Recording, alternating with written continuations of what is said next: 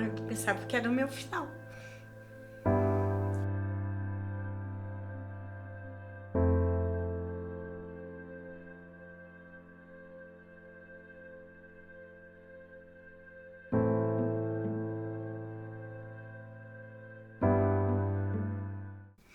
Eu fiquei só 3 dias, mas para mim parece que foi uma eternidade.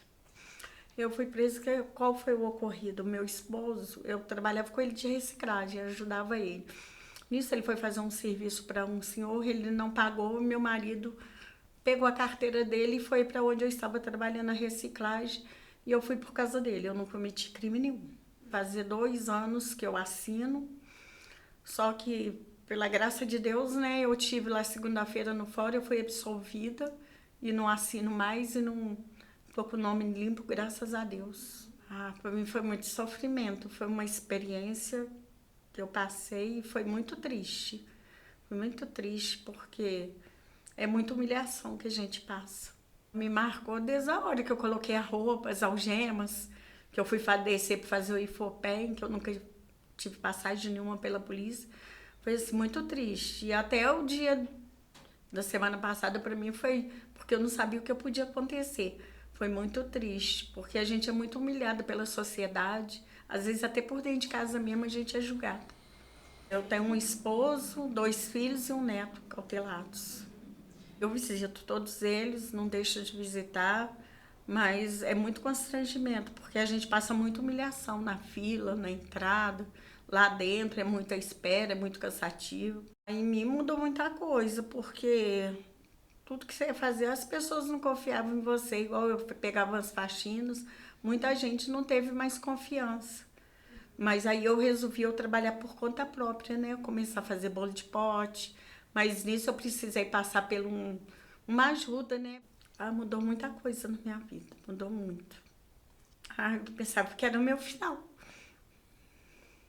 O Projeto Integra é uma iniciativa, inicialmente, da atual secretária de Segurança de Juiz de Fora, na perspectiva da gente, enquanto sociedade, também, né, o município, né, e a sociedade como um todo, também se responsabilizar pelo processo de ressocialização, né, das pessoas privadas de liberdade. Como o projeto ele é bastante flexível nessa perspectiva do alcance dele, a gente consegue identificar junto às mulheres em privação de liberdade as temáticas, as atividades que elas gostariam de desenvolver, mas nós também levamos, né, por nossa parte, junto, em conversa, em diálogo com a penitenciária, com a direção de ressocialização, a gente também leva, né, a elas determinadas temáticas que a gente acredita que possa ser interessante. Tem diversas possibilidades, tanto elas indicarem para nós o que elas gostariam de trabalhar,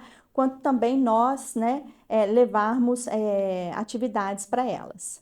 Todas as atividades que nós já fizemos com as mulheres, né, que estão em privação de liberdade, sempre são muito bem recebidas. Elas sempre estão muito dispostas, né, inclusive pelos relatos, esses momentos, essas atividades diferentes que chegam até o sistema prisional, são para elas momentos em que elas podem esquecer um pouco daquela situação tão potencial ali, né? Tão intensa da vida privada, confinada. Então, elas estão sempre muito dispostas, mesmo que não seja uma atividade em que a pessoa individualmente ela tenha aderência ou ela goste daquelas atividades, mas estão sempre muito dispostas a nos receber.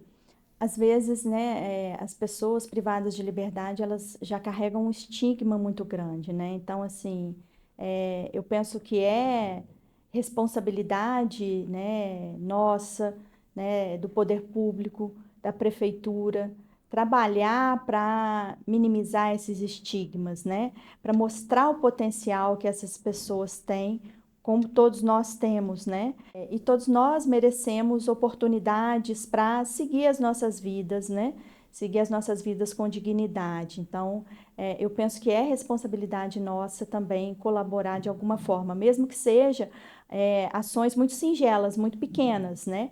Mas no conjunto, quando a gente vê, é possível a gente avançar nessa perspectiva da dignidade, dos direitos e da reintegração, né, dessas pessoas privadas de liberdade no momento circunstancial da vida, retornar à vida com dignidade, com respeito, né, e para viver, buscar sua felicidade. Olha, eu acho que qualquer qualificação é positiva. Conhecimento não ocupa espaço, principalmente num lugar em que você não tem nada para fazer. Que assim, o quanto a prisão, a instituição prisão é falida, né? E aí ela é falida como um todo. E aí o quanto essa ideia de ressocializar, né, ressocializar dentro de uma instituição falida é também um grande fracasso, né? Estruturalmente as coisas não mudam, né? Assim, quando a pessoa sair, ela vai voltar a morar no mesmo lugar, né? Assim, vai ter o peso de ter passado ainda pelo sistema prisional, né? O quanto a cadeia também, sendo egressa, pesa para a mulher, né? Porque os trabalhos que a gente vai ocupar são muito diferentes dos homens, né? Assim, ainda mais com baixa escolaridade, né? O homem com baixa escolaridade, ele vai fazer uma obra, ele vai fazer uma capina, um trabalho externo. Agora, a mulher com baixa escolaridade, não, né? Ela vai fazer uma faxina, vai cuidar de crianças, né? E aí, isso são trabalhos que exigem uma responsabilidade muito maior. Então, por conta disso, né? O peso do cárcere para elas são maiores também, né? Por conta disso. Então, assim, eu vejo como válida qualquer movimento dentro da unidade prisional para retirar esse preso de dentro do sistema. Porque ressocializar, nem quando foi criada, lá em 1984, com a Lei de Execução Penal, que a gente estava ali no final da ditadura, pensando em humanizar muito mais por questões, né, de externa do que a gente mesmo. A LEP veio como assim, uma lei linda, a gente proibiu, a gente Brasil, né? A gente proibiu cela escura, por exemplo, e a gente vê cela escura até hoje. Uma das horrores da ditadura, né? Então, é bem, bem ruim, assim, essa forma de ressocialização. Acho que a gente não tem um caminho muito bom, não. É legal, bacana, tirar o preso da cela, colocar ele para pensar, capacitação, conhecimento, não ocupa espaço, ok. Mas se isso vai ressocializar, se ele daqui fora vai conseguir um emprego, para conseguir pelo menos sair ali daquele furto de pequeno valor, ou deixar de traficar aquele tráfico bem pobre mesmo, aí eu já não sei. Porque um salário mínimo contra 2.000 por mês, sempre 2.000 vai ganhar, porque você precisa comer. E aí o que eu acredito mesmo em penas alternativas, né, alternativas penais à prisão, assim, né? Eu penso que a saída para esses indivíduos, de fato, serem inseridos socialmente é que eles não tivessem que passar pelo sistema prisional, né? Então eu penso que em muitos casos a reparação social poderia se dar por uma obrigação de tratamento, né? No caso das drogas, por exemplo, né? Porque é muito insano, né? Penso eu, que assim, um caso que eu já acompanhei, a pessoa furta um celular, né, um celular que custa, sei lá, R$800, e aí ficou preso 4, 5 anos, né, então assim, né, quanto que economicamente se custou 4 anos de prisão perto de um celular que custou 800, né, então, né, eu penso que essa obrigação de tratamento poderia ser uma alternativa. Encarceramento é sempre ruim, porque como não é a solução, e aí as pessoas dizem, reincidente. Cara, você tem reincidente é porque não está funcionando. Eu falo que a gente devia tirar essa história de piorar a pena do reincidente, porque se ele passou pela unidade e cometeu o crime, a culpa é do Estado, já que ele deveria ter reformado.